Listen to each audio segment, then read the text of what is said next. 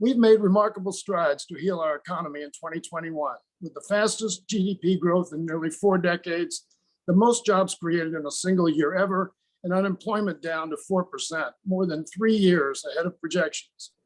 And we recently received a CBO report that showed record wage growth and increased consumer purchasing power. I'd like to thank Ranking Member Smith for requesting this enlightening report, which also found that wage growth is in fact outpacing inflation. And I'd like to submit that into the record at this point. Without objection, so ordered. Make no mistake, these gains were not inevitable. Thanks to the American Rescue Plan and President Biden's and congressional Democrats' economic,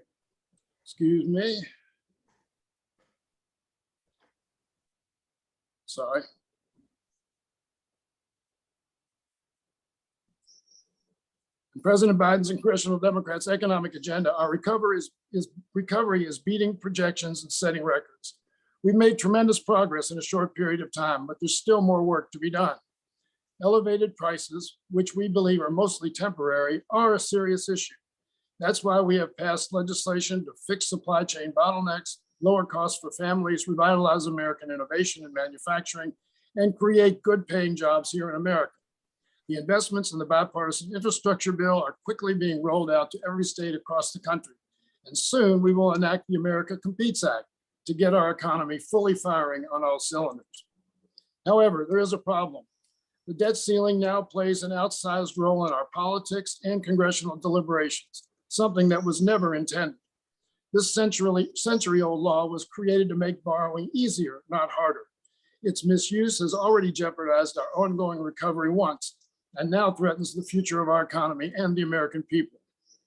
We'll get into the details of why we think it needs to be abolished during this hearing, but because I cannot think of another provision of budget law that has been as misused, misunderstood, and misrepresented about as much as the debt limit, I want to lay down the facts right away. The debt ceiling is not the amount we can spend. It is not like the limit on a credit card, an analogy we hear a lot. The debt limit is the amount we already owe. It is the bill for previous spending and tax decisions made by Congress.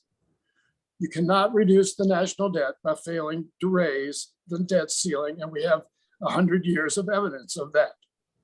You will default on the full faith and credit of the United States by failing to raise the debt ceiling, and that would be cataclysmic for our economy and American households. The debt ceiling has been raised to pay for the actions of both Democratic and Republican Congresses. Here's an example. Republicans enacted massive tax cuts for big corporations and the rich in 2017. Congress has needed to raise the debt limit every year since and will need to for several more years just to cover the growing debt from this tax giveaway.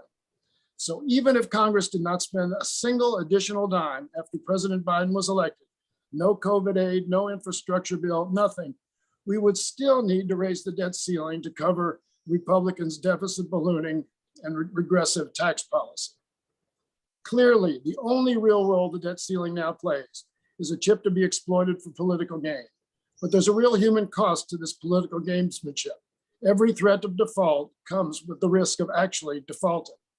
And in a closely divided Congress with members who have openly called for destroying the full faith and credit of the United States, that is a risk we can no longer afford.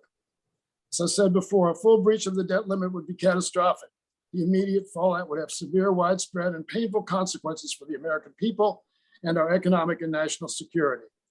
Treasury would be unable to fund Social Security, Medicaid, nutrition benefits, military salaries, law enforcement, unemployment insurance, and more. Americans would be forced to go without these vital supports until Congress managed to lift this imaginary ceiling. A breach would also cause immediate financial market chaos, which would likely spread around the world. This would lead to higher interest rates and make consumer products like car loans and mortgages more expensive, hurting American families. It would also likely threaten our status as the global reserve currency and create an opening for a global competitor like China to step in and take our place at the top of the global economy. Again, Americans would be forced to pay the price of Congress's failure with a weakened US dollar and higher costs. In Congress, in this environment, and as long as the debt limit remains in place, there's a direct threat to our entire economy, and Congress is becoming less and less capable of diffusing it. It's time to abolish the debt ceiling. I look forward to hearing from our panel of witnesses who will share their expert analysis and firsthand experience with the costs and risks of this outdated law. With that, I'd like to yield to the ranking member, Mr. Smith,